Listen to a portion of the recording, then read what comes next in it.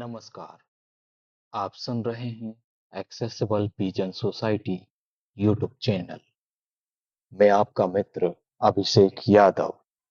संविधान भारत के महान्यायवादी।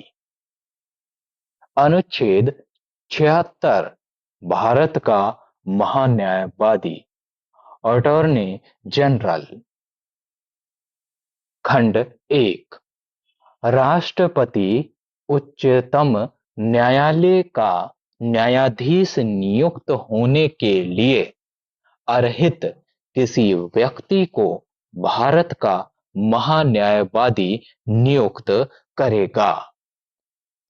खंड 2 महान्यायवादी का यह कर्तव्य होगा कि वह भारत सरकार को विधि संबंधी ऐसे विषयों पर सलाह दे और विधिक स्वरूप के ऐसे अन्य कर्तव्यों का पालन करे जो राष्ट्रपति उसको समय समय पर निर्देशित करे या सौंपे, और उन कृत्यों का निर्वहन करे जो उसको इस संविधान अथवा तत्समय प्रवत किसी अन्य विधि द्वारा या उसके अधीन प्रदान किए गए हो।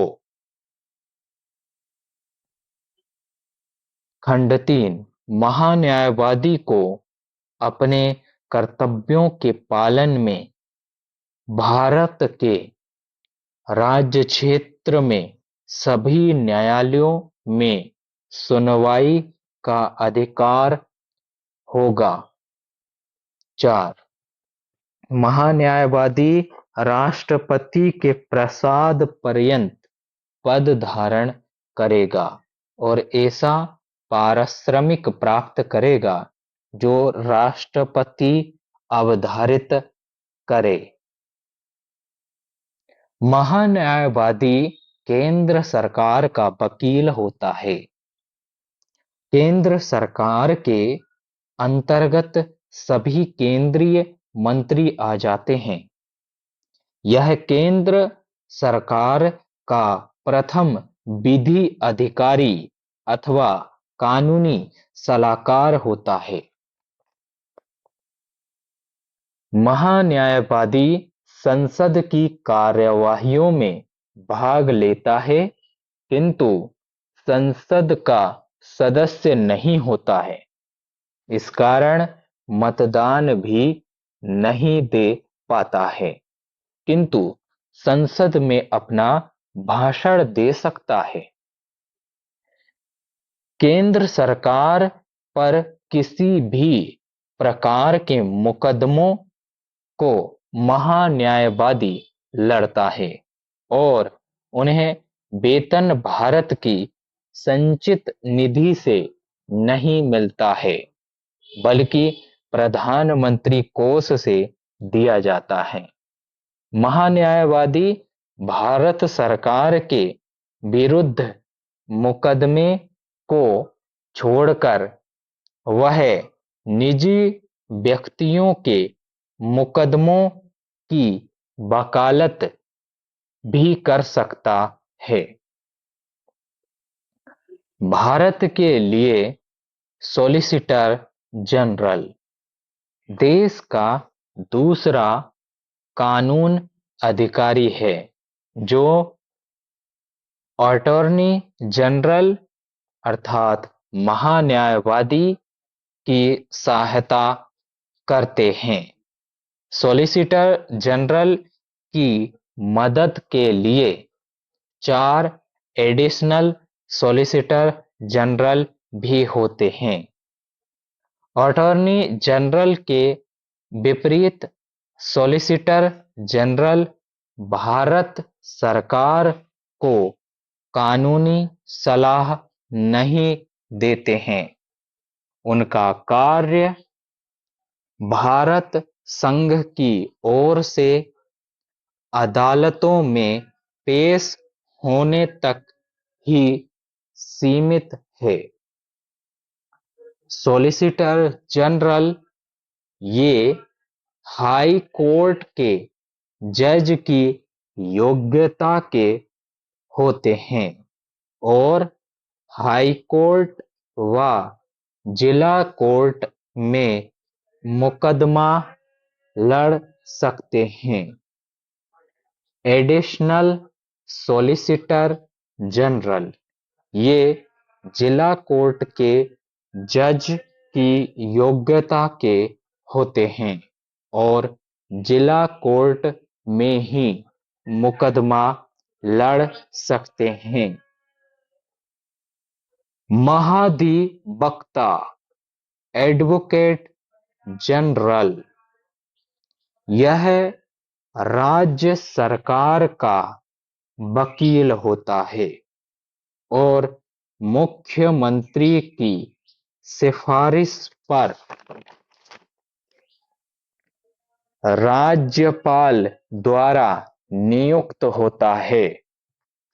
महाधिवक्ता की योग्यता हाईकोर्ट के जज के बराबर होती है और यह राज्य के किसी भी न्यायालय में मुकदमा सरकार के पक्ष में लड़ सकता है।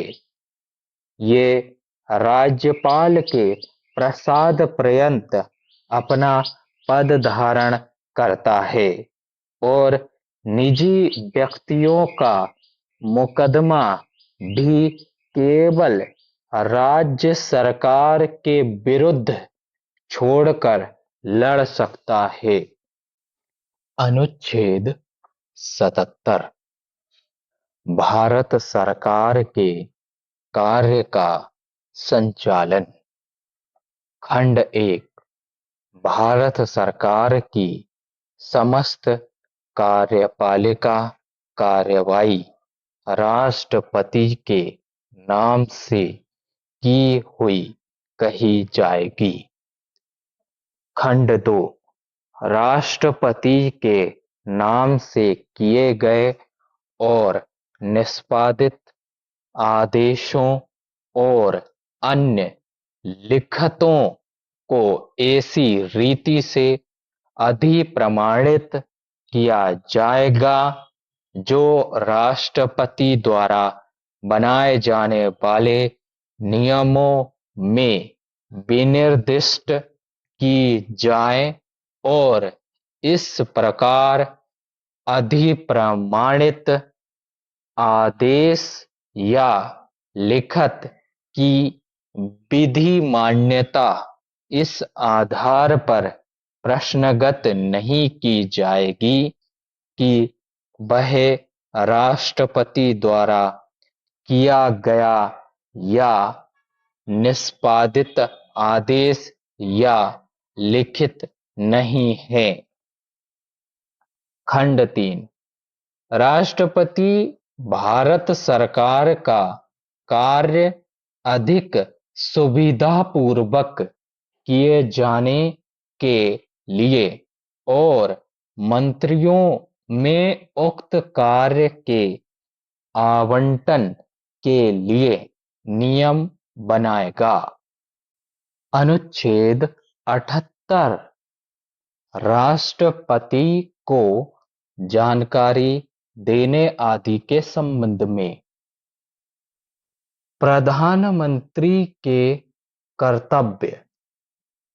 प्रधानमंत्री का यह कर्तव्य होगा कि वह क संघ के कार्यकलाप के प्रशासन संबंधी और विधान विषयक प्रस्तावनाओं संबंधी मंत्रिपरिषद के सभी विनिश्चय राष्ट्रपति को संसूचित करे। ख संघ के कार्यकलाप के प्रशासन संबंधी और विधान विषयक प्रस्तावनाओं संबंधी जो जानकारी राष्ट्रपति मांगे वह दे, और ग किसी विषय को जिस पर किसी मंत्री ने विनिश्चय कर दिया है किंतु मंत्रिपरिषद ने विचार नहीं किया है, राष्ट्रपति द्वारा अपेक्षा किए जाने पर परिषद के समक्ष विचार के लिए रखे।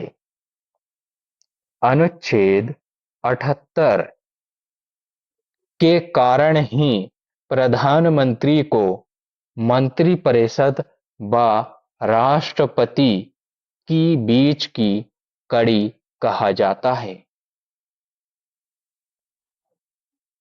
धन्यवाद। समाप्त।